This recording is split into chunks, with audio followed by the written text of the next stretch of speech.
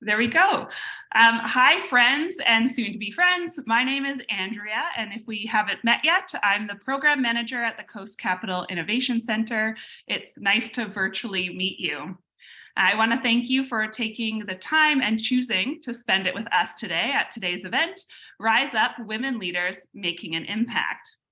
It's going to be a really awesome event as we've jam-packed our panel with women who I believe are the amalgamation of both success and character. Before we kick things off, I'd like to acknowledge with respect the Lekwungen peoples whose traditional territory the university stands, and the Songhees, Esquimalt, and Wasanish peoples whose historical relationships with the land continue to this day. I'd also like to thank Viatech and IWIST for collaborating with us on this event and helping us spread the word so that we could get a lot of people out to this event. I'd also like to thank our partner, Coast Capital, who has committed over $1.5 million to the center, allowing us to support entrepreneurs and host events like this for the very, very nice price of free. So thank you, Coast Capital, for that. With that being said, it is my absolute pleasure to introduce the majestic Maya Maki, who will be our magical MC this afternoon. Maya is the Associate Dean at the Gustavson School of Business. She also teaches finance and accounting, and she has her own consulting firm. And she's always been a big supporter of entrepreneurs and an advocate for women in leadership positions. She has a real gift for making connections, both between people and ideas, and we just couldn't think of anyone better to moderate today's event. So without further ado, I'd love to pass the mic over to you, Maya, to get this event started. Thank you so much, Andrea. And just let me know if there's any problems with my mic. I heard a little bit of feedback there. I'm happy to switch around if there's an audio issue. Welcome, everybody. I will be asking the questions today, but since there's so many people joining us, feel free to pop any questions that you have into chat, and I'll try to sneak some in if we have the time. I'm very much looking forward to hearing from the women that we have today on the panel. They are an amazing, badass group of women that I'm really looking forward to hearing from. Just a quick introduction for each of them. I'm just going to have each of them sort of wave hello, and I'll tell you their names and their backgrounds. Then I'm going to ask them to do a more elaborate introduction of themselves, a little bit more about their career, but I also want them to answer this question as they're introducing themselves, and they haven't heard this question in advance, so they get a chance to think about it while I'm introducing them, which is, what are you most proud of in terms of your career so far? We've talked a bit in the past in different forums on women, how we don't always toot our own horns, and there's a time and a place to say, hey, I did this thing and I'm proud of that. I'm going to get you to introduce yourselves and let me know what are you most proud of from your career so far. But before that, just give you each to do a little bit of wave as I introduce each person so that everyone can match the person to what it is that you do and your name. So Anita Pawluk is the founder and president of RaceRocks 3D. Welcome, Anita. Then we have Sage Berryman, who is the founder and CEO of Prosperity Pollinators. Welcome, Sage. Erinn Pinkerton is the CEO of BC Transit, a huge job. Thank you and welcome, Erinn. And finally, Julie McGill is the advisor and board director of a venture capital and private equity firm. She's an amazing woman as well. Super happy to have you here, Julie, and welcome to our panel members. So without further ado, and perhaps in that order, if Anita's comfortable, maybe a little bit of an introduction about yourself, more about your career, Anita, and also, what are you most proud of in your career so far? Go right ahead. Oh, thank you, Maya. Hello, everyone. I'm super happy to be here with all of you on International Women's Day. My career, I have been, some would call a serial entrepreneur, but my career started off in government. Accounting is my background, and so I've had some government experience and some private experience, and then an entrepreneur for the rest of my career. I work right now, I'm president and co-founder of a company called RaceRocks. We work in training and simulation in the aerospace and defense sector. And what I'm most proud of today is in 2019, I had a chance to lead the company from a people first perspective. And at the time I had an idea of what that looked like, but I really wasn't sure what it was. And it wasn't something that I created on my own. Created that with my leadership team and with the entire company of RaceRocks. And so that for me is something that's evolving over time, and something that we're throwing around with words like diversity, inclusion, and equity, we're really learning what those are and what they mean in the business world. And from that, we're making some advancements. The other area that I'm really super excited and happy about was running a viable business that actually has some social impact. That's something that's happened over the last 2 years for us, and it's something I never dreamed would happen in my professional career. That's something that's super exciting, and I'm excited to see where that goes. That's very exciting. And I'm hoping that I'll ask some good questions that we can unpack people first and what you've learned as we go through our session today. I'm super interested in that. So thank you, Anita, and welcome. Sage, over to you. What are you most proud of? And tell us a bit more about yourself. Well, thank you. And thank you for the invitation to participate in the conversation today. It's an interesting question because I think in my career, I really followed a fairly standard corporate path in the first half of my career. And it had a upward trajectory, and it felt like I would set a goal and kind of reach towards that goal. And then about midway through, I made a choice to go a little bit left or sideways. And that choice was to come back to Victoria full time in order to be able to spend more time with my kids. Preceding that, I was commuting to and from San Francisco to run the West Coast for a big management consulting company. That choice came with a lot of change, and all positive, and none of it do I regret, but it really did shift kind of the rebalancing of how we fit our life into our work life. And I think as women, particularly, I often get asked that question, how do you balance it all? You don't. You make choices, you make sacrifices. But that, I think, as far as a career progression, has resulted in a lot of creativity, and it's not a straight linear path in that trajectory. It goes left, it goes right, it goes up, it goes down, and it's wonderful. But I think I'm probably most proud of that. I love that so much. I feel like we did the mind meld. We haven't, honest everybody, we haven't spoken before this, but Sage and I know each other well. And my next question is literally about the nonlinear path of rising up. So we'll be drawing on that for sure. Thank you, Sage, and welcome. And Erinn, go ahead and tell us more about yourself and what you are most proud of in your career so far. Great. Thanks everyone for taking the time to join us today. And I am in the office and I do have the window open thanks to middle-aged women problems. So you might hear some buses backing up in the background and all those things.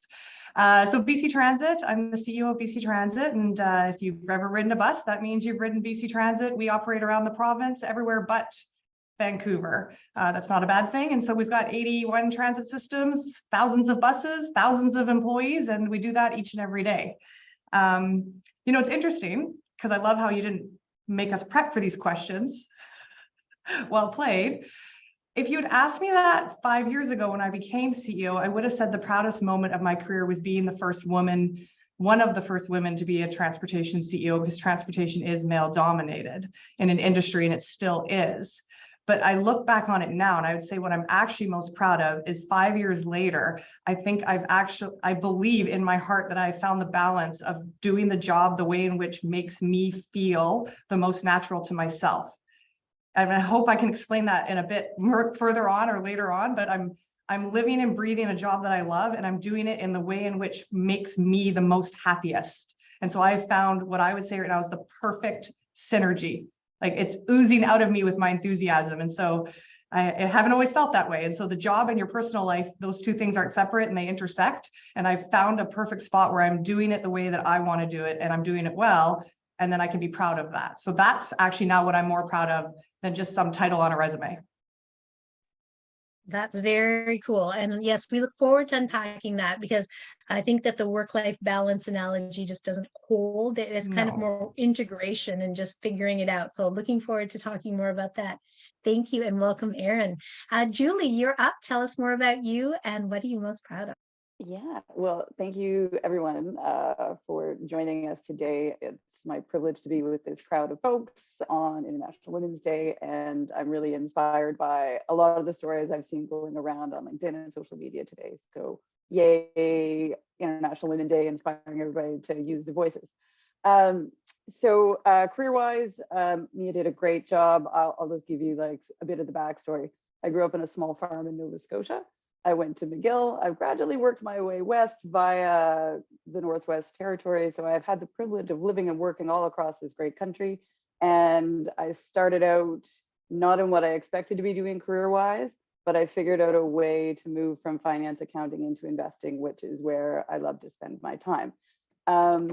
What I am most proud of is the world to get from where I was, similar to Erinn and similar to Sage's journeys, not always direct.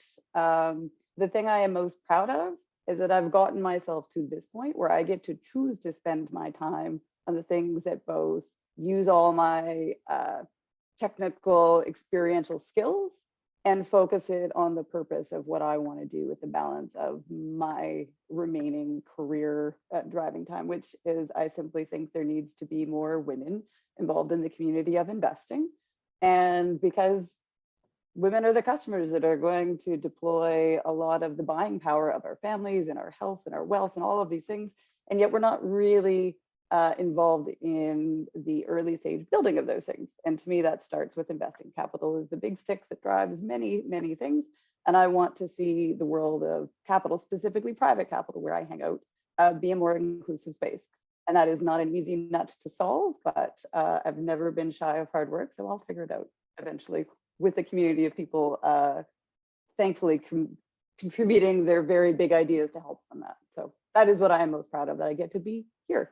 Because from where I started from on my small farm in Nova Scotia, it was not in a given spot. That's great. Welcome and thank you. I'm just popping into chat for everyone's information. Just some of the stats and research that we have on some of the things that we're going to be talking about today. And you can see that what Julie's speaking to is very real. 12% of decision makers at VC firms are women. That's a very low number. So we're going to go through in that order, generally speaking, Anita, Sage, Erinn, Julie, for the next questions, but feel free to just put a hand up and I'll be traffic cop if someone wants to jump in. Our first question is really about the theme today, which is Rise Up. So what does Rise Up mean to you? It sounds a little bit linear, and I don't think anybody's path has been particularly linear. And we already heard that some of the paths aren't. Also, I think that Rise Up to what? It's like success, we all define success differently. So what does Rise Up mean to you? And what would you say your path has been in terms of rising up? Where are you on this path of rise up? And what does it mean to you to reflect on the term rise up? Go ahead, starting with Anita. Thank you. Rise up to me would be about 5 years ago, I took a pause in my career to really see if I was going down the path I wanted to be going down. And I realized that I really didn't have a purpose. I had mastery and autonomy over my career, but really no purpose. So Rise Up for me was really getting vulnerable and really reaching out for help, which is something that people see of women or anyone in a leadership role. I'm not sure that that we do ask for help, and I wish we'd ask for it more often. Looking back at my career, there's lots of areas when times were tough, and I really wish I'd had a network around me that I trusted that I could reach out to. So rising up for me is really about letting everyone know that I'm human too, and I have struggles. And rising up is really working with whoever is out there as a mentor for me to help and learn. And then also to share that and mentor other individuals with me, working with me. I learned just as much from being mentored as I do from mentoring. And so for me, Rise Up is really just sharing and creating that safe, supportive space where we can all bring our voices and be heard. Beautiful, wonderful reflection to start us off. Thank you so much, Anita. Sage is up next. I don't know if I've shared this story with you. We might have talked about it at one point, but early on in my career, I kind of had a crisis, an identity crisis, in thinking that I have a strong voice, I have a strong presence, and I didn't always like what came with that. And I realized that as a woman, I needed to be almost extra strong in order to be heard, in order to have a seat at the table, as Julie spoke about. It wasn't assumed in the fields that we were in the financial sector, that seat was allowed to be ours. And I felt like I was pushing for that constantly. It was a struggle, and I had to push myself to make myself heard. And then I had a moment of realizing that maybe I should back off. Maybe I should try and be quiet and kind of be a wallflower. And I conducted a social experiment with an N of 1 for about a 3-month period. And I tried to be quiet. I tried to blend in, and I tried to be a wallflower. I was miserable. My job performance was terrible. I wasn't excited to go to work. Sure, it was a more steady, predictable path, but it wasn't satisfying. And I think as women, particularly early on in the career, I think rising up is finding your authentic voice, not being afraid to share it. It may sometimes make people uncomfortable, and you have to be ready to have those discussions, but know who you are and find that voice and be able to come to it authentically. And I think there's a lot of freedom and autonomy that comes as your career progresses when you find that. Well said. Absolutely brilliant. Thank you, Sage and Erinn. Rise up. Yes, I'd like to request to go before Sage from now on. Because I was going to basically say the same thing, but I'll say it in my own words, which would be, I would say that, not to say I have regret, I don't have regret of how I rose up, but when you look back on it, I had to fit in order to rise up. And at one point in my career, around a table of male executives, the table said, oh, well, you fit in with us because you're like one of the boys. And I went home and almost cried because I said, I have just conformed in order to rise up. Like, in order for me to have made it, I haven't actually brought my true self to the table. And that was heartbreaking for me. And like, that's what I said at the start, is that I'm proud now that I am who I am. But when I want to help other people be able to be their true selves the whole journey. And then if you think about gender is only one of our intersectionalities of all of whom we are and what we bring to the table. And I think we should all get to bring all parts of us. And so if we have anything we can do to sit at those tables and sit at the boardrooms and make the decisions, is do we actually feel that we're given the empowerment to do it? And I honestly think that might have been why I was so driven to want to be a CEO, not for title or power, definitely not. It was more about, I want to be able to influence decisions, and I want to be able to bring a different perspective. And in the time of when I was rising up, that wasn't allowed. And so it was one of those ones where it's like, you get angry, you can either take Sage's social experiment and be a wallflower, or you can do what I do and get angry and say, well, then I'm going to do it, because if we can't do it the way that I want to do it, I'm going to do it myself. So Sage and I will go together next time. We can reverse it too, because I think Julie's probably tired of going last. So no, I love going last. Oh, do you? Well, I get to say I second everything that the people preceding me just said, because I agree with all of it, and I've experienced some version of all of it. So I'll try to throw on a different sprinkle of something here. To me, rise up will mean kind of working myself out of a job here. I would love that I didn't have to spend a time thinking about how do we figure out a way to make capital tables, board tables, management tables inclusive. Everybody should just be able to show up and be their awesome self, regardless of what their diverse background is, because the companies that have that at their tables and they figure out how to include those actually perform best. So it's just a business imperative that we should all be trying to do that. I recognize that that is the aspirational place that I want to get to. I want to work myself out of a job. And that'll take time, maybe not in my generation, but I know it's a lot easier for me in my generation than it was in the one before me and the one before that. So I'll just share a couple of things that in my path to rising up, because I get to now be at this place that I felt like up until my 40s, I was like running as fast as I could up a treadmill, similar to Erinn, be like, I need to get up there, I need to get up there, I need to get up there. Both because I wanted a seat at the table, but also I wanted to not have to conform to the table. And I agree with Erinn. To some extent, that's a big motivator of me, probably most Gen X people, is that, okay, well, we can see where the influence is coming from, but I want to get up there. And what the most amazing thing I have seen in the shift in the last 10 years is once you get up there, the people that are up there now, it's not, okay, I'm here, and they're not throwing their elbows out saying, okay, I'm the only woman, or I'm the only person of color, or I'm the only this or that at the table, throwing their elbows up to block out the other people from taking that seat. They're now using that spot to say, okay, great. Now how do we get everybody else in here? How do we bring this entire group forward? Because I work myself out of a job, not when we've taken over the tables, when we've gotten to the tables and everybody else at the table has had their light bulb moment of like, oh, this is so much better. All of these other smart perspectives that don't look like me here at the table, adding their value to it, and this is a way better place. And that's where Rise Up ends up for me, is that we get there. And it's better than when I started. I hope I leave it better than I found it, but I know there will be work beyond me and our generation of folks. So all the young people on this phone call, pay it forward. Well said. We can switch it up though, Julie. You can go first on this one. So I'll give you, you can make the call on this next question.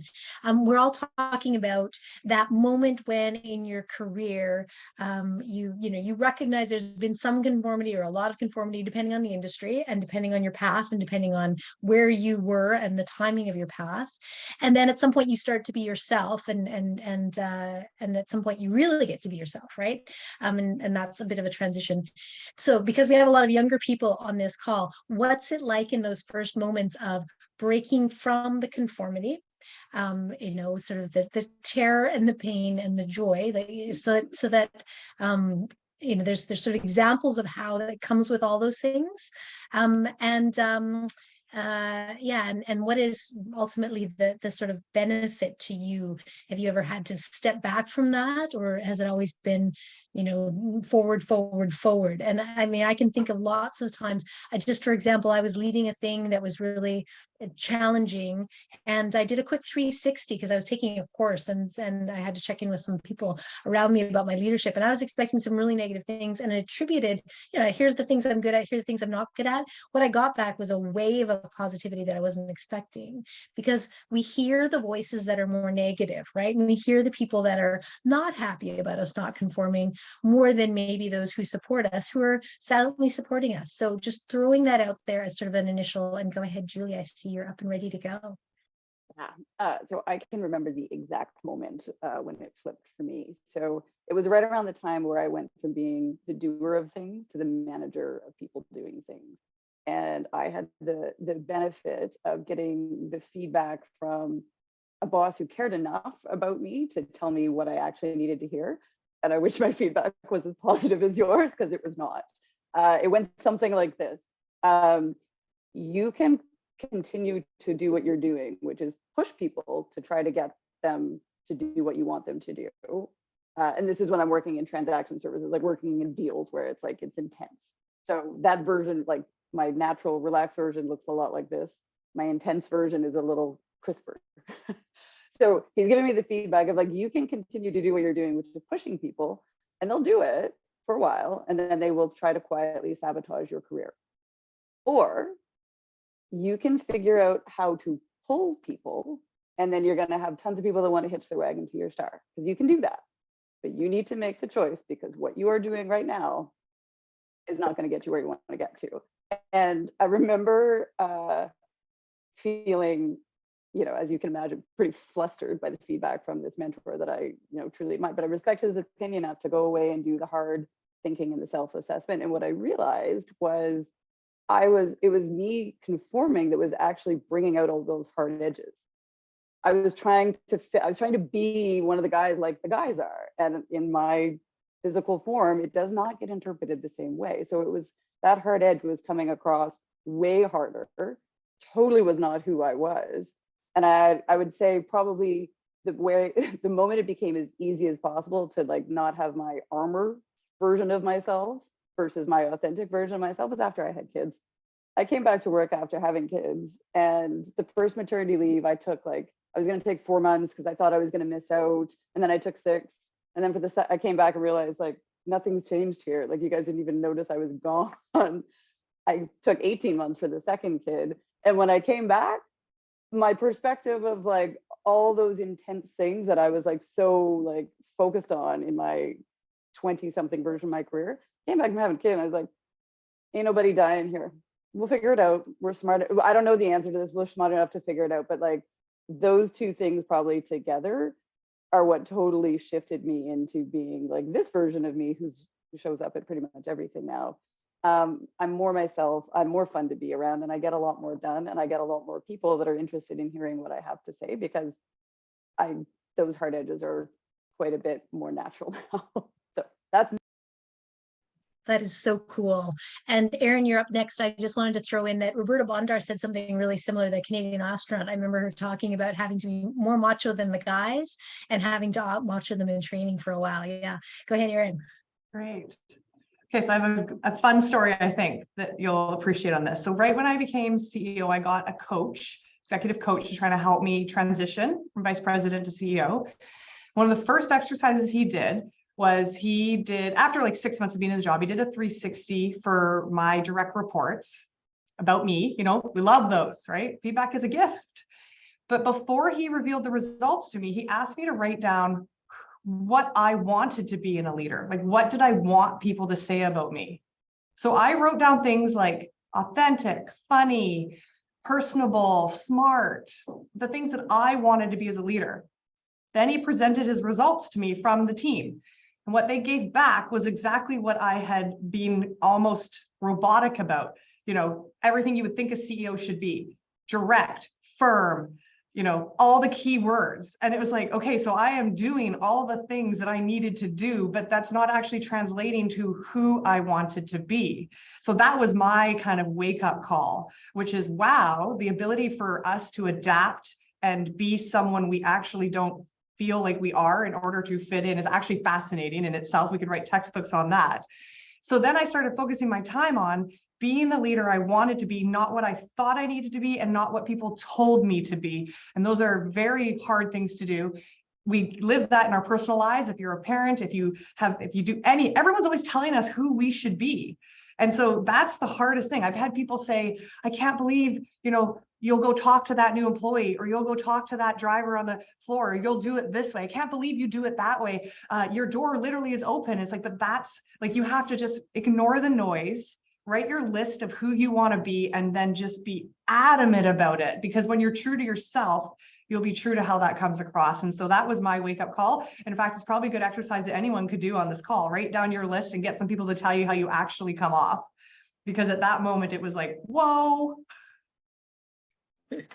Wow, that is very powerful. Thank you for that story. Sage, you're up, and then Anita. Yeah, it's interesting. I think from Erinn and Julie, I've heard a theme of this kind of disconnect between perception and who we are authentically. And I experienced that in a really tangible way early in my career. I think similarly, early in my career, it felt like fighting, right? You were fighting for a seat at the table. You were fighting to be heard. You were fighting to be recognized. And particularly in very corporate, very financial sectors that are very heavily male dominated. I remember the first time I had a seat at a boardroom table and I was running the transaction, they were still asking me to take notes and get coffee. And that's how it was. And I think that perception, I don't think I really understood until a good few years in my career, is that I was at a party and a woman came up to me and she said, I'm surprised, she'd probably had a few drinks. She said, I'm surprised, you're actually really nice. And I'm like, sorry? And I'd come to take a software company out of bankruptcy and turn it around. And I said, sorry, what were you thinking? She said, well, I figured you're either a bitch or a slut because you moved up so quickly and you're so young. And I was upset. And I also was pulled back and thought, I can't believe that's a perception, right? This is a woman.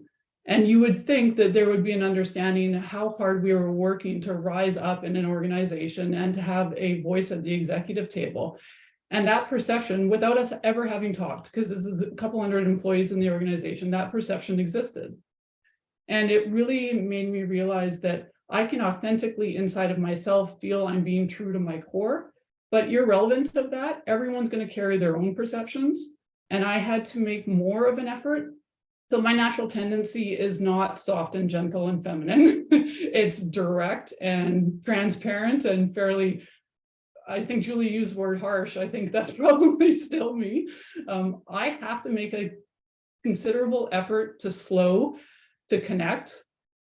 And that is authentic. I really, truly authentically care about people. But when I'm in intellectual focus mode, I don't do it instinctively. It's not my core of where I go to. And I have to remind myself in a leadership position just how important and essential that is, because you don't understand truly everybody else's perception of you. And when you are leading, you have a responsibility to take that into account. So I think it was a very early note and eye-opener to start thinking about that.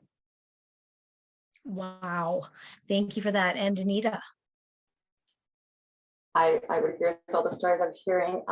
Performing was something that I've done my entire career, and performing to what other people's standards were and what other people thought that I should be. And 5 years ago, I had a moment where, again, it was around that same time I realized I didn't have a purpose that I could actually talk to or speak to or feel. And I got up on stage in Victoria, and what I decided to do was, working in the tech sector and as an entrepreneur, you're always selling hope. You're always selling your dreams. And a lot of that stuff is sometimes not rooted in facts. It's rooted in what you're hoping is going to happen. And sometimes that's the way that you start to begin to live your life. You live your life and it's not really real. It's just really what you're hoping to do next. And you really always feel like you're selling. So what I did was I got up on stage at an event here in Victoria and talked about my biggest failure. And for me, that was a really good feeling. And for the first time in my career in a long, long time, I felt good about who I was in that moment. And after that, when I asked for the leadership of the company, that came quite soon after that, I realized that I wasn't so concerned about what my board thought of me, because I really didn't like me anyways. And so I knew a lot of change was about to happen, and I didn't really know what that change was going to look like, but not changing was more scary than changing. And so taking that time then to also, I had a 360 at that same time. The areas that I thought I was really failing in, my team saw me as succeeding in, and the areas that I thought I really had sort of ironclad were the areas that I really did not. So from that, really what I call it every time now it happens, because I'm now understanding I have to evolve all the time, not just a couple times. I'm always evolving. And when I know that transformation is happening because I've seen something I don't like, or I've seen something I like that I want to model, it's going to take me to change first, and then potentially help my company change with me.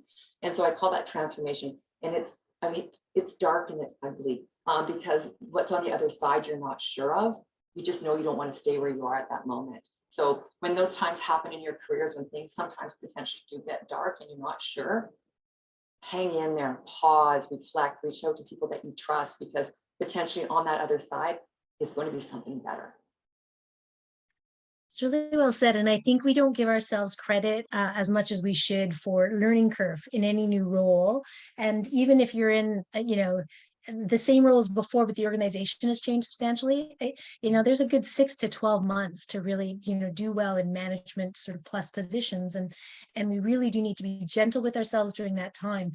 You're all speaking to the perception, reality, feedback. And I want to talk about filtering for a moment, because I think particularly for the younger folks on the call, one of the things that we all need to do is figure out which feedback is important and I need to respond and I need to consider it, and what feedback is someone else's perception, and that's just going to be okay that they sort of hang on to that. And I'm not saying, you do a 360 and you find there's a shared perception. I'm talking about, one critic sort of, and being able to sort of say, well, that person doesn't get me and that's okay.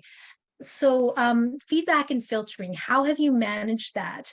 Especially if there's a ton of feedback coming at you that's either super positive and you're just feeling fabulous about yourself, but you could fall into the habit of thinking that you walk on water, or the reverse, when you're at a time when everybody seems to be criticizing you, or there's enough voices that you think people are being negative. How do you manage filtering and feedback? And can we again go backwards? We'll go, Julie to Anita. So Julie first, then Erinn. And then if you do have questions for those of you who are here listening to our interview today, feel free to pop them into chat because I'm happy to integrate them, especially if they're related. Go right ahead, Anita or Julie. Sure. So with feedback, where I've found the most success with feedback is when I'm seeking it from someone that I trust as an expert in whatever it is I'm asking for the feedback on.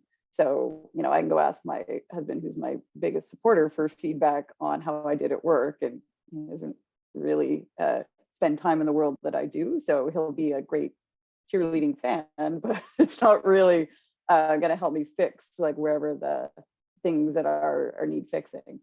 So finding the community of people that both you trust their judgment and their expertise on whatever you're asking for the feedback on, but are good at coaching you in the way that you need to be coached. And what I mean by that is, I'll use myself as an example. I am competitive and I like winning at games. So if I'm like not doing a great job, whether it's in a relationship discussion, whether it's in figuring out how to, get people sort of aligned around a topic and a way forward, figuring out how do I bring it back into my control in a way that works for me. So if I'm doing a bad job at it, you know, we're all going to feel kind of crappy about how we want to perform when we know it's really important. So I've asked for feedback from folks of places where I'm simply like, I'm failing. I've tried like every different way to get from A to B, and I need help to figure out, okay, what am I missing? How do I do this? And the people that have been gotten through to me most quickly and most effectively were like, look, you don't like this. Why don't you think about it like this? So they just reframe it for me in a way that works for me. And then it re-energizes me to go tackle whatever the thing is. Because, you know, feedback that we've all got our close friend community, they're going to give us feedback that like our warm taps on the shoulders. Usually when we need feedback, it's when we're not doing a great job at something. And, you know, I perhaps that's I don't think I've ever gone and asked for feedback on something where I think I'm doing a bad job, where someone said to me, oh no, actually you're doing a great job on that. That's not happened to me. Usually I'm a pretty good judge of, no, I'm not doing a great job at this, but others might have a different experience with that, because that one, yeah, that's been my experience. Thanks, Julie. Erinn, how about you? Oh, feedback, unsolicited feedback. I think there's almost like a permutations on feedback is, you know, if the feedback is coming from a place of you're doing something different that's not the way we've always seen it done, and therefore it's making us uncomfortable, and we're going to give you feedback on that, I say ignore that and throw it into the garbage. And I get all that all the time, but that's not how everybody else does it. That's not how other people do it. That's not how, like, who cares? Throw that away. And similar to what Julie said, is figure out who you need to get that feedback from, who you trust, because that's important too. And I ask for feedback. Like you're right. The feedback you're going to get if you don't ask for it is going to be the feedback you want to hear. And I'll give an example. I think my board chair is on the call, but we were sitting outside the minister's office. She might not even remember this example. And Catherine, you can write in the chat if you remember this. We were sitting outside the minister's office. We were about to go into a meeting with the ministers. This is board chair, CEO, and the minister. And we had to talk about some serious things. And so Catherine pulled me aside and said, you have the most optimistic personality. You're outgoing, you know, you talk fast, you're energetic, you're enthusiastic. And she's like, so my advice to you is I need you to take that down 50% for this meeting. Because if you slow down your voice and you lower your voice, the way in which that comes across in the meeting is going to be way different than the words, the way they come out. And Catherine, I'm not sure if you remember that, but that feedback I have held now for 5 years. So it can be little moments of feedback. It doesn't have to be a giant, go to counseling and reinvent your entire human self. Like just learning when to slow down and change my tone in the way in which I speak was feedback for me that has helped me do my job over the last 5 years. But back to the start, is any feedback that comes from a bias or any feedback that comes from an unwillingness to change, honestly, I just throw it into the recycling bin. You got to pick and choose what you're going to work on. Well said. Sage, you're up, and then Anita. Yeah, I think that the feedback is interesting because especially as you advance in your career, you will have more people telling you what they think you want to hear. And I think that's actually one of the most dangerous things in corporate world, right? We end up with a bunch of yes men surrounding leaders, and that is detrimental to advancement. And I really think it's essential to try and surround yourself with people who are going to poke you, who are going to say in a really caring, direct way, hey, I noticed this. You know, the example Erinn gave is a great one of, I see you, I know this of you, have you tried this? That is foundational to who and how we can behave. And I remember I had a executive coach years ago, and she one time said in passing, you know, when things get stressful, I've seen that you go black or white, and you are very binary and very action oriented. What would it be like to sit in the gray? And that was probably 15 years ago, and I still hold on to that piece of information. The flip side is, you know, when you're running an organization, you're not going to be liked by everybody. And if it is about being liked, you're in the wrong job. I remember somebody telling me when I was in San Francisco, at any one time, 50% of the staff are going to like you for no reason, and the other 50 are not going to like you for no reason. And I think remembering that when you are a leader is that the input you were looking for and the guidance is really formulated on an individual's perspective. So to try and find those people that are going to be true to you and give you that transparent, not yes men. Don't surround yourself with yes men. No matter what stage of your career, look for the people who are going to hold you to be your best you and offer suggestions around that. And hopefully it's reciprocal. Excellent advice. Thank you so much, Sage. Anita. I would agree with everything Sage, Erinn, and Julia said. And so the only thing that I'll add to that is I encourage feedback, especially at the leadership table, and also when I'm working with advisors. And what I really lean into is someone asks me something or gives me feedback on something. It's similar to what Erinn was saying around the biases, or maybe it's not what's best for them. And I'll always ask why. You just asked me a question and you're giving me feedback around this, and what's the why behind it? And if they can clearly articulate that to me, then usually then the feedback is valuable and then I can work with that. But a lot of times if someone comes in and it's just really for themselves, they're giving you that feedback, it's something that's not working for them, they'll have a hard time finding that why and really articulating that to you clearly. So that's something that I use if it's something that's not going to help me positively move forward. It's something that I can filter out and then just maybe, I don't want to say ignore it, but it's something I just won't give attention to. Great. That's great. Yeah, purpose is a word that I use a lot, which I think is similar to your why. What is the purpose of me spending time on that? Just FYI, we've got a few more questions, but then at 3:25, I'll be opening it up to questions from the audience. So if questions are coming up, jot them down, be ready, and we will have some time for you to ask a few questions at 3:25. So I think in terms of order, let's switch it around a little bit and give everyone a chance to switch it up. So maybe Erinn first this time, Julie, Anita, Sage, I'll remind you of what that is. My question this time is inspiration. Who inspired you to rise up and how? Were they a role model, a cheerleader? I was watching Women of Rock and Roll yesterday, and Joan Jett was talking about being part of the Runaways and not being allowed to do things, and was just absolutely, still fuming about it decades later because they were a bunch of girls. They weren't guys, they were girls, and so they just weren't allowed to do stuff. Like, it was just, no, you can't do that. And that was really frustrating to her.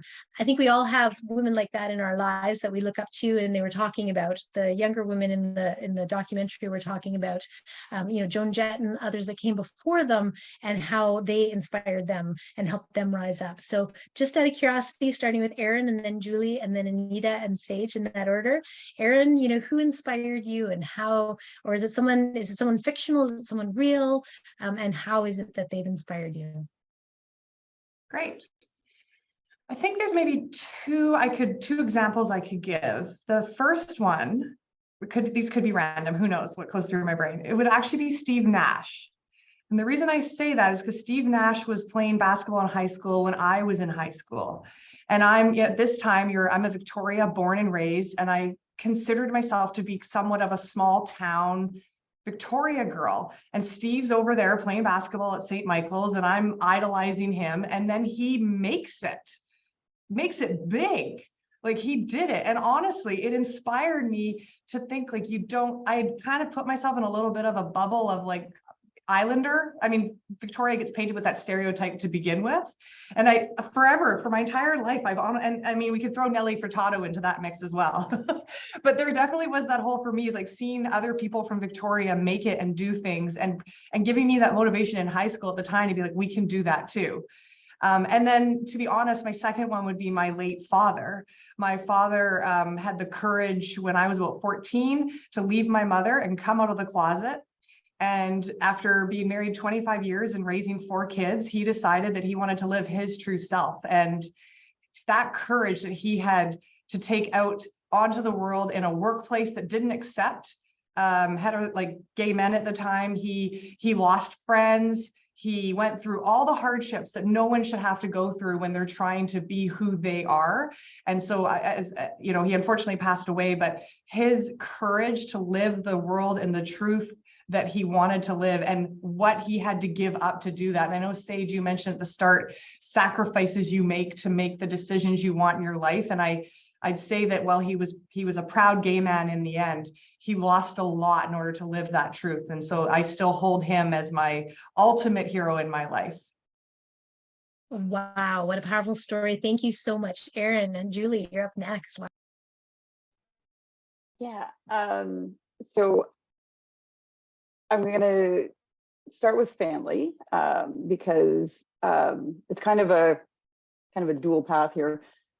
So I would say the inspiration I drew as from my small town of Nova Scotia upbringing was I had this family of powerful women, and I thought it was really interesting that they were powerful in their families, even though they were playing quite traditional roles in their families.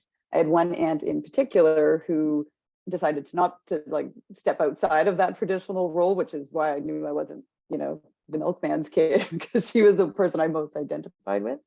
But they chose to do these powerful roles either in their family. She went off to Africa and unionized women and built grain mills and just stepped way out of that small town comfort zone, which, you know, lots, you know, similar to Erinn's version of Victoria, like it feels small.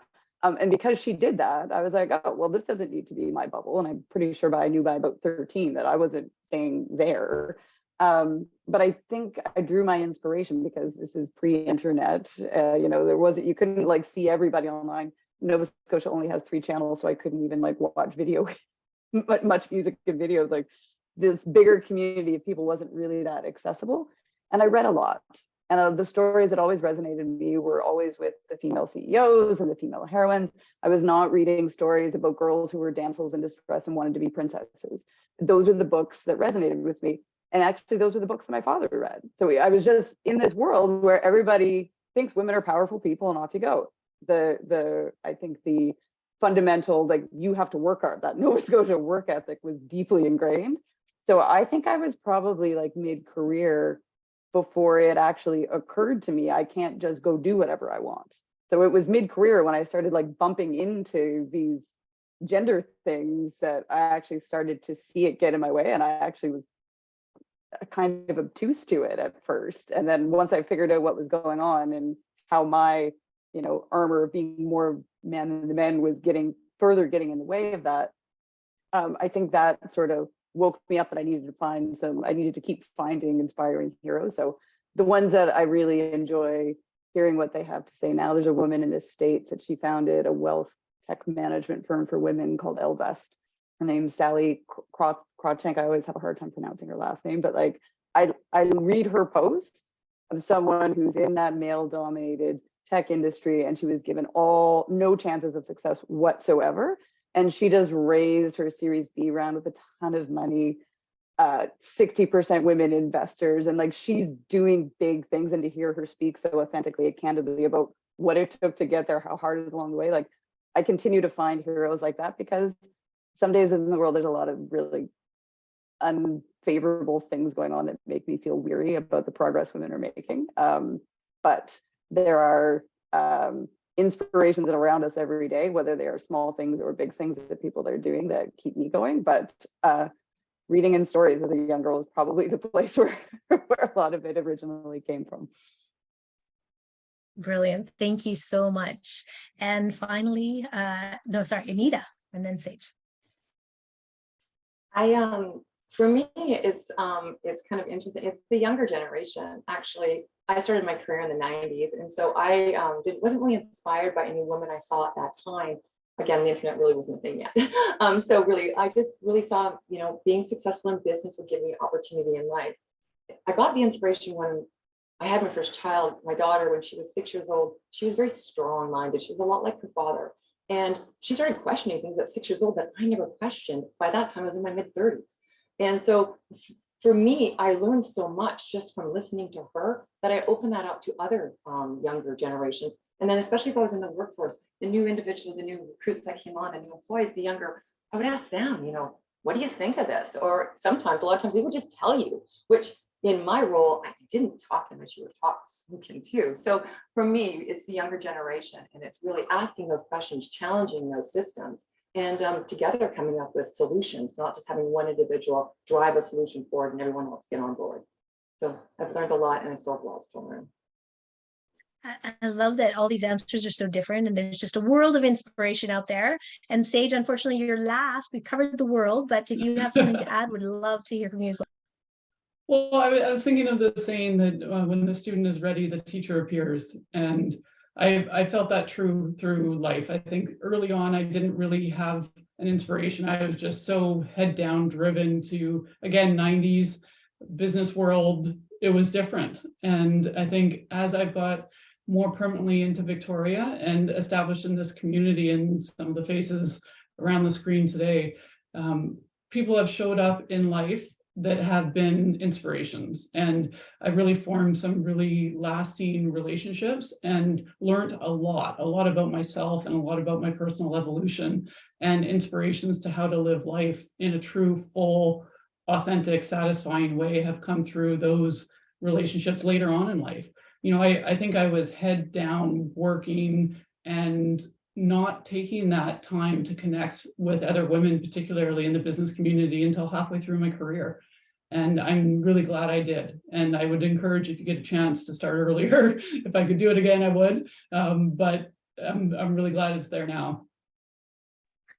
Thank you. And so we're going to do that same order, Erinn, Julia, and I'm going to pick up a question from the panel because we're almost at that point, and this is related, the audience. And that was, does the panel have suggestions? This is from Kimberly. Does the panel have suggestions for building authentic connections with men in a male-dominated industry without conforming? Erinn, did you want to start with that one?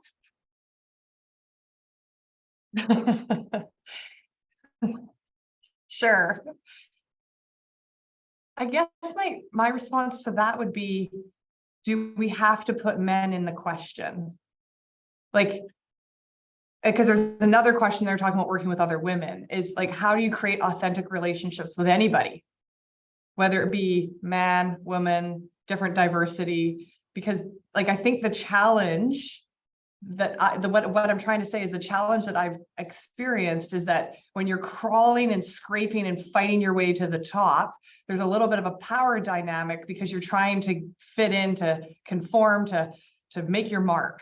And like we said earlier, what happens now is it's not clear whose intentions are true. Like when you get into the position of power, like the negative feedback disappears and you're floating on the air that you live. And now I struggle. I'm like, honestly, I struggle to figure out which relationships I create now are true with intent. And so you kind of hold on to some of your older relationships, but I find creating new relationships with colleagues or networks, it's not, you know, like Sage said, you don't want a bunch of yes people. But you also have to, when you say you're open to feedback, are you truly open to feedback? Because how you respond when someone gives you that feedback is then going to close the door to the feedback again. And I've never, like, to the question you originally asked, I haven't actually struggled creating relationships with men. And also let's put different intersectionalities on that too, right? Whether it be religion or your age. I think the key for me is I respect all of them. I don't go in there and be like, I'm a Gen X, therefore I'm better than you baby boomers, get out of my way. And I've always taken it from like, I respect baby boomers. I respect that you're not from Canada. I respect that you have a different background. And I guess that's my approach to creating any relationship, is not to do a comparison. It's always just to be like, respect where that is. And we could also talk about ageism that happens on both ends of the spectrum that we need to respect as well. And I think we've been talking, I read a couple articles that women age out earlier than men, and we can talk about certain news reporters that get let go at earlier ages than men do. And so we have to, for me, all of that comes in together. And what I worry about is, do we put women in certain sweet spots where it's like, okay, you got to be this age at this point, and then you succeed, and then your downhill path is steeper than a path going out the door as a different gender or a race. And so I rambled there a bit, but maybe the other three can piece that all together. Maya, can I jump in? Sure. And add to it? I was thinking as Erinn was speaking that I think what she speaks to is one of the big differences between a Crown Corp and like the tech VC world, because Erinn's perspective is absolutely the right one. Unfortunately, as a woman in tech VC world, my experience a number of times was quite different. And I remember at a time asking myself, as I'm pitching, I was probably in my 20s and I'm pitching a guy in his 60s, and he asked me to meet for dinner. This is our third meeting. And I'm thinking, is he interested in my company or is he interested in my company?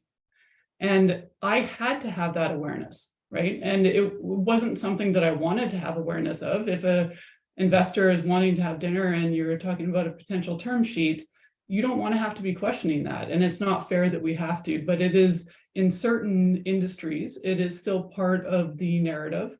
And it is still something that we need to be cognizant of. And I found for me, that would come down to even being cognizant of how I'm dressing, right? And I think society has evolved and those components are changing, but that was a reality in my world early on in my career, unfortunately. And I really hope for the current generation and the next that it's a lot less. But I think historically, I did have to approach some relationships with male colleagues, especially given age differences and things like that, with an awareness that it could be misconstrued. I could behave exactly the same way, but it could be misconstrued. Very well said. Thank you. And a nice contrast, you're right, between industries and just our experiences and our paths. Well done and well said. Julie, did you want to? Yes, go right ahead. Yeah, sure. So I found that through the different phases of my career, making the connections that I needed to make business-wise, regardless of whether it was male, someone way more senior than me, of a different cultural background to me, my approach was generally pretty consistent. I'm generally, I would consider myself a lifelong learner. So finding something to be curious about that they are interested in was always a good way to start. I always traveled, especially in my younger years where I was dealing with mostly men in my work environment. I knew what was going on with the various sports teams. I had like I'd like take the 20 minutes to watch like Sports Network so that I knew like what was going on in the main sports. Cause like it isn't, I'm never going to pass myself off as being a sport fanatic, but if you just need to get through a couple sort of icebreaker moments so that you can find a common topic that you can find common ground on, that just made it so much easier to me. Plus, if they're going to spend 20 minutes talking about how terrible the Canucks are, or how great the Canucks are, I don't want to not be included in that conversation. I play enough golf to have a nice looking golf swing, but I'll say being good at golf for retirement. So there's many arenas I didn't want to be excluded from. So I figured out how to participate in them in a way that worked for me. And I will echo what Sage said. I'm sorry you had that experience where you really had to question, why is this person asking you to dinner? Because that is awful. I didn't experience any of those, or very minor, but I think I dealt with those pretty proactively. Again, I'm dealing in mostly a male-dominated world. We travel for work. We're doing lots of deal stuff. Like we are late at nights in places. I was always very upfront as I met people. I'd share stuff about my husband and my kids when I had them and my family. So I made it like I helped them sort me. I'm like not in an obnoxious way. I hope not anyway, but I made it because I think people, when they meet you, they try to sort. What box do I put you in? So I just made that easy for them. I am not on the market. I am not accessible. That is not like, and literally I can only think of one occasion in my 20 years of working in those environments where someone like stepped over a line. And I don't think it's because it never crossed their mind. I think I just made it abundantly clear that don't sort me in that box. And, I also had the benefit of coming up through professional accounting firms. And I think they've been way, way ahead in terms of dealing with unconscious bias and all that sort of stuff. So I would say probably fairly sheltered from the world that I think Sage probably had to deal with like front and center. Because I have heard many stories from many female startup founders where they got some version of that and not that long ago. Yeah, very, very well said. There's a question that's related that came through, and this is from Bo. And the question was, what from what we appreciated in past years have we learned from it? How do you communicate in how do you communicate in today's world? 15 plus years ago was a lot of years ago. Are you finding these kinds of past experiences in today's world? So because this is related to what we were talking about and not just men and women, but communication. And I'm aware that having gone through COVID and having that, weird blip that was part of our lives, I think we're all struggling with this question a little bit. How do we communicate in today's world? How do we, and back to sort of the communications question, if you want to elaborate on anything there too, how do we communicate and how do we connect in today's world? And how are you accomplishing that in all that you do? And I think I'll just throw it open and see who wants to sort of speak first. Anita, you're unmuted, so that means you're ready to go. Yeah, and I just wanted to add on to that last topic too.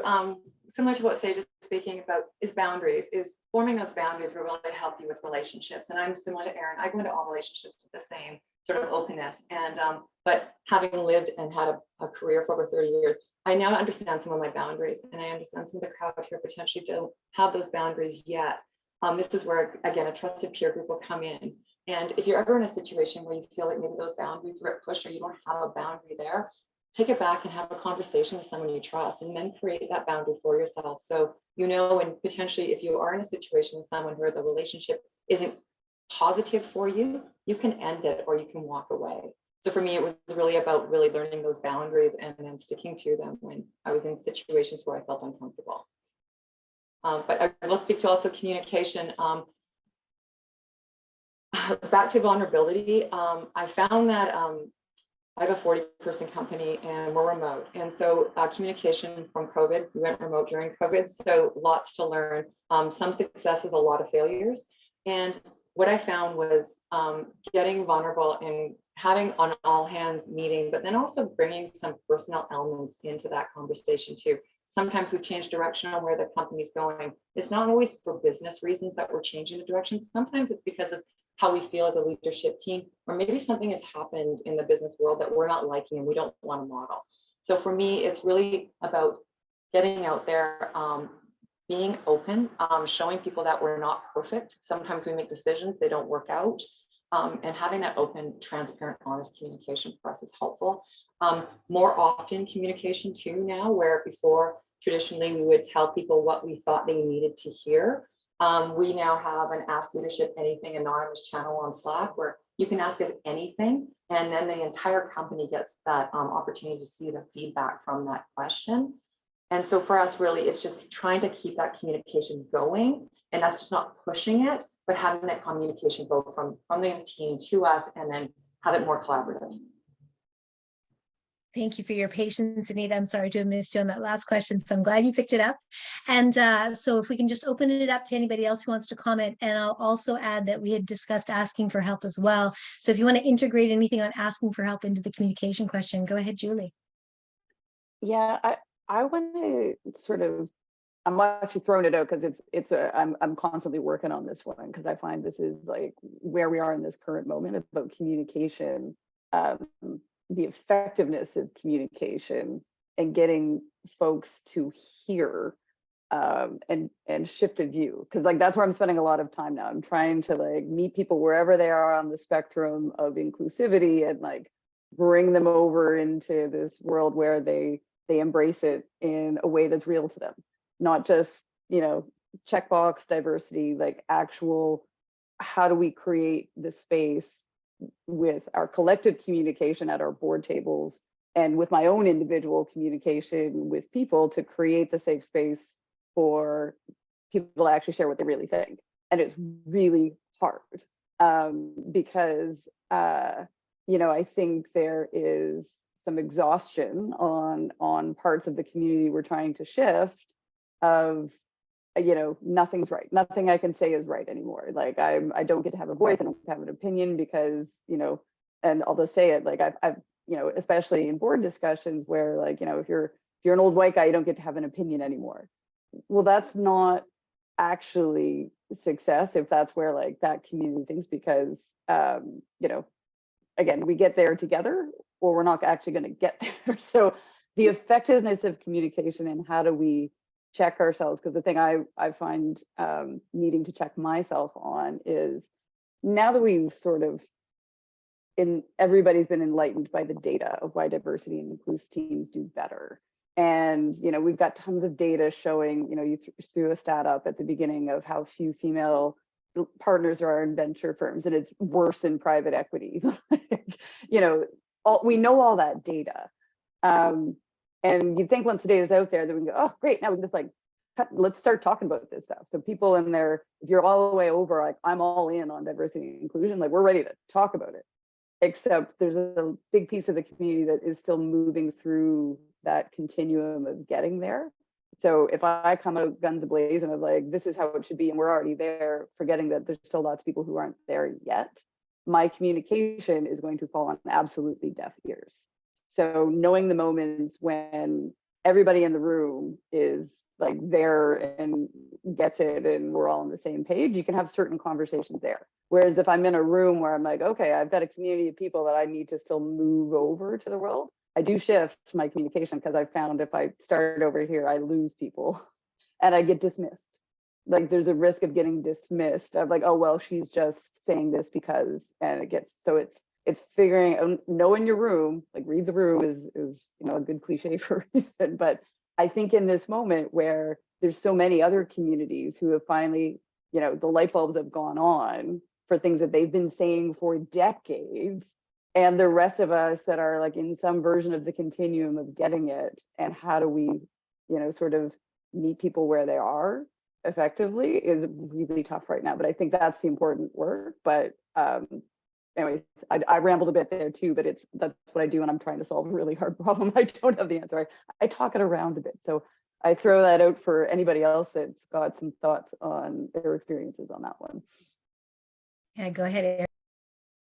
Yeah, I was just gonna say and I'm not asking for sympathy. It's more just to paint the picture. Is our employee group and base, there's almost like 5 different types of employees, right? We've got the corporate T's who sit in front of a computer all day. We've got drivers who are on the road all day long, who do not check emails, do not come into work. They just sign their shift, they show up. We've got mechanics that are working at 3 in the morning, and then a geographical challenge of them being around the province. And so I'll give it just an example on that. And then I want to talk about diversity and inclusion as well. Is, you know, I actually think that technology is not always the right thing to do. And so what I mean by that is we've got all these new tools. We've got Teams and text and Slack and Snapchat, and we used to have TikTok before that got taken away. And I don't know about you, but I've got, at any one moment, I've got 8 different channels open with various LinkedIn messages, and everyone's communicating through different channels, and it depends on your preference. And so depending on who's designing the program, the communications can get distorted by the draw or sexiness of technology. And so I'll give an example, is that in order to reach out to our maintenance crew who start normally at 2:45 in the morning, we tried all these different techniques. We tried, you know, sending an email, sending a text, sending this, but everyone reads and digests things differently. Like everyone does, doesn't matter who you are. And so none of those worked. Not a single one of those worked. Guess what works in this example? Right before their shift, they meet in front of what they call, we're very creative at Transit, by the way, it's called a toolbox talk. And they meet in front of the toolboxes, and the one crew shifts the information they need to the second crew. And it's called the toolbox transfer. And you can't even underestimate how rudimentary that is, but that's what works. And so I get frustrated with technology, because the root of communications is, what are you trying to achieve? And there's an example where absolutely zero technology is needed. It is one shift transfers to the second shift.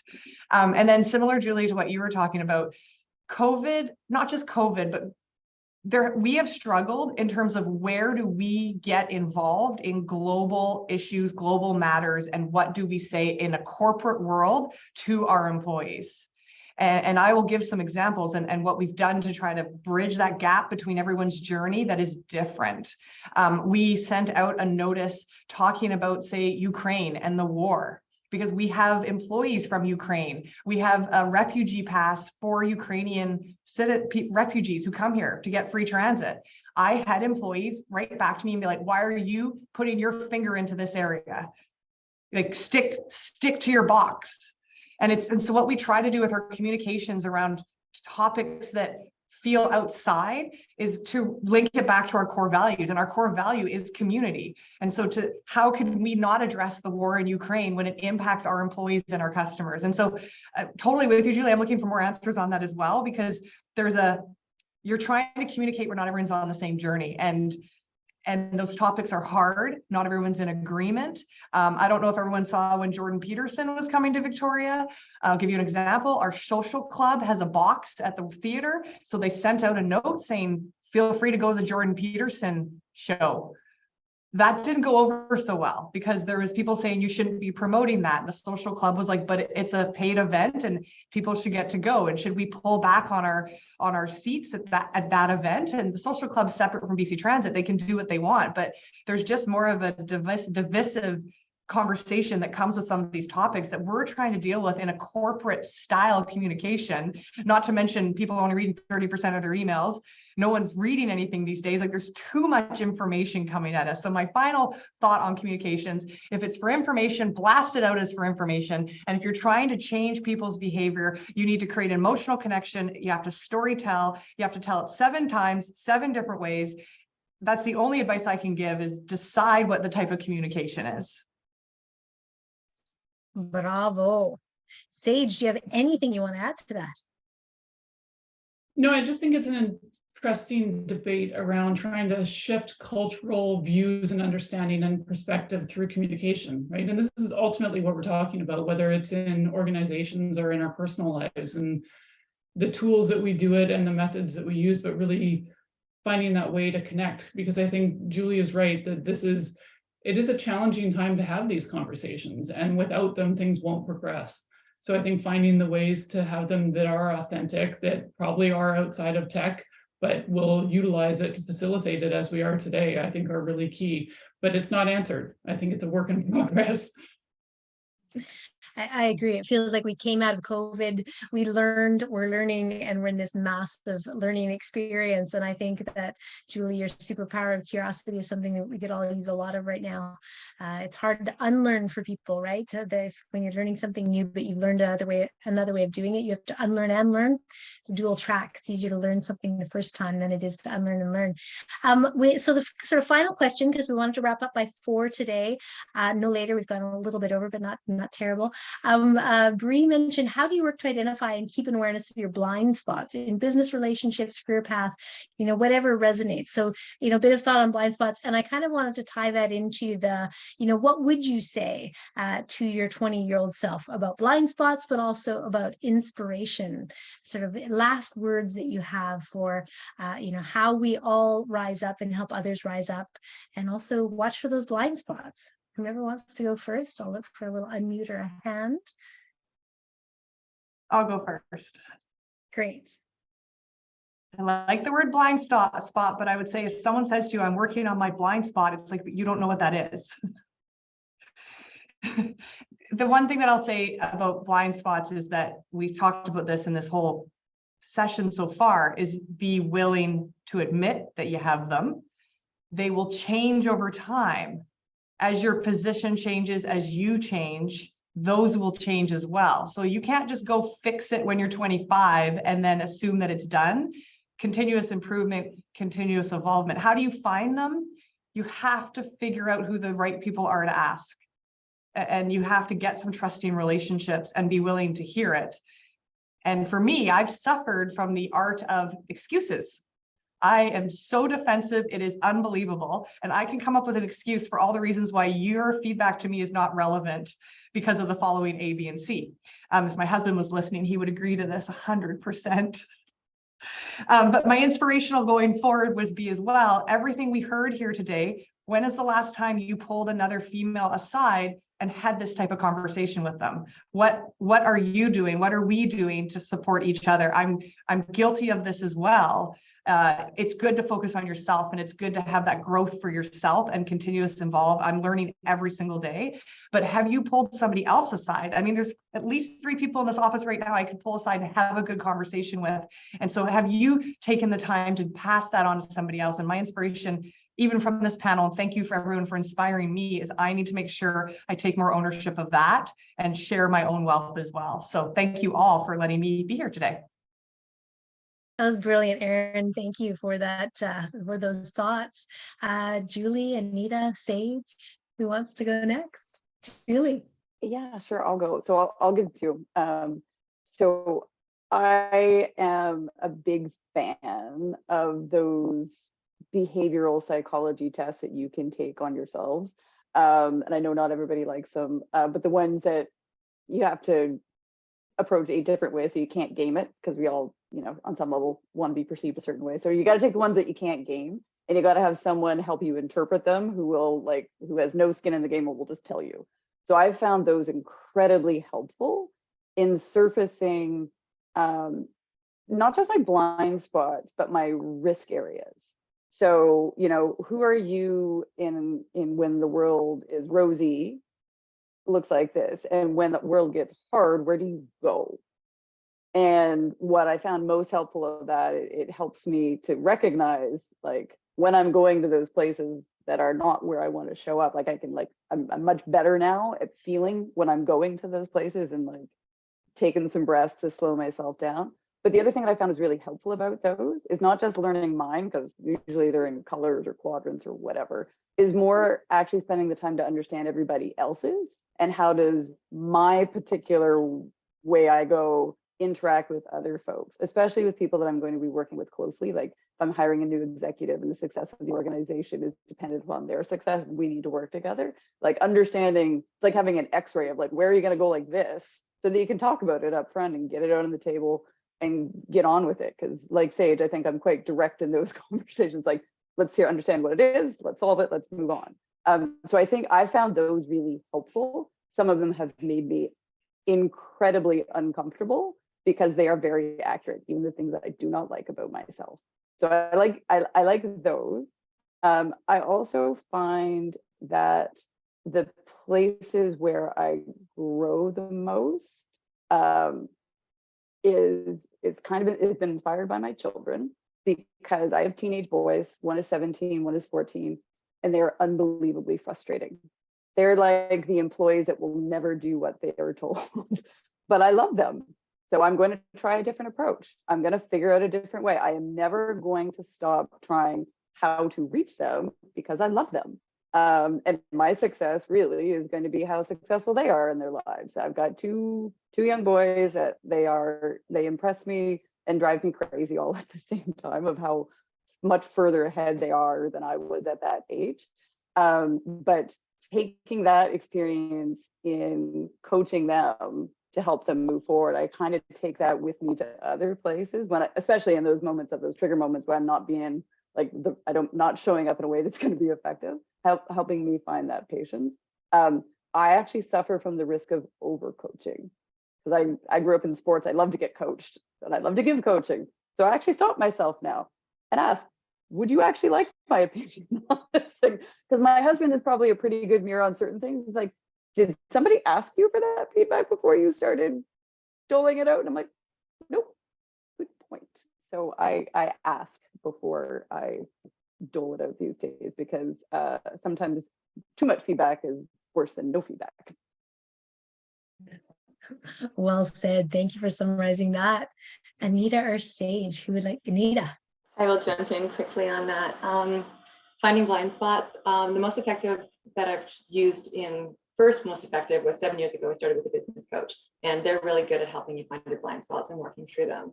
But they don't sometimes see you daily in your activities and how you show up. And so for me, we're then creating that safe space at our leadership table, really to help each of us find our own blind spots, and working together through different programs, kind of like Julie was saying about those disc profiles, Illumina, all those things, really then understanding how another person operates. And so then you can be a little bit more compassionate and empathetic when you show up and work with them, so that when they have blind spots, you may be going back to some of that characteristics and going, oh, I know you do this here, potentially would this help if I did this here and worked along with you in a different way. So finding my own blind spots, but also understanding other people's blind spots and together trying to work through them is something that's been effective for me. But what would I tell my 20-year-old self?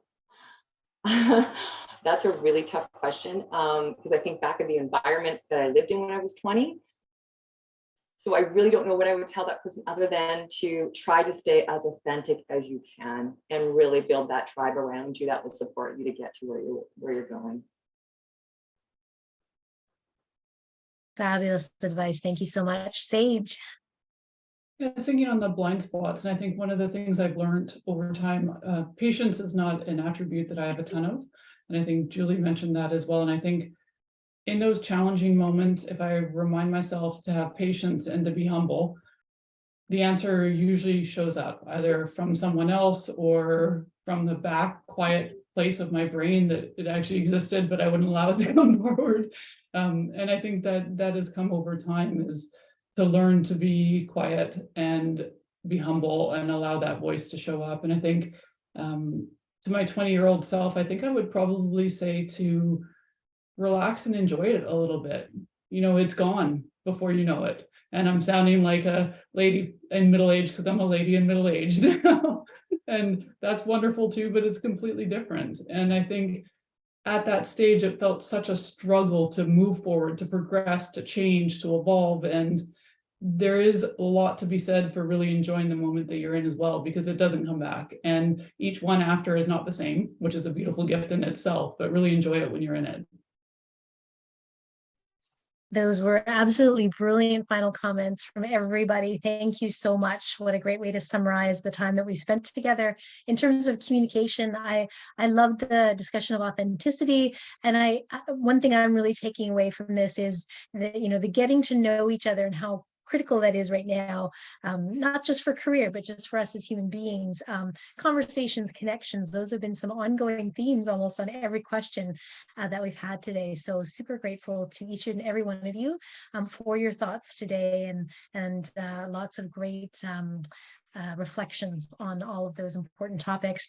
I'm going to turn it back over to Andrea in a second. I just want to say thank you to Coast Capital Innovation Center, Viatech, and IWIST for supporting this event and inviting me to moderate. I love these women. I love hearing from them, and I appreciate that opportunity to hear from them. Andrea. Thank you, Maya, and thank you, Julie, Sage, Erinn, and Anita, for sharing your time with us. I know you're all super busy and time is very valuable and precious. So thank you so much for choosing to spend it with us. I loved listening to your thoughts. I loved hearing you share your stories. And I hope everyone who joined here today really enjoyed it too. And thank you for also choosing to spend your time with us. Yes, thank you. Thank you, thank you, thank you. Thank you for inviting us. This was great. It was really fun. Yeah, thank you for making it happen. It was great. My pleasure. Thanks for not letting us prep, putting us on the spot. Exactly. I got a note from your assistant. I was like, no. You want to be authentic, right, Erinn? So we can't let you pre-make your answers. And Mia, great job. Thank you. My pleasure. Absolutely. All right. Enjoy your day, everyone.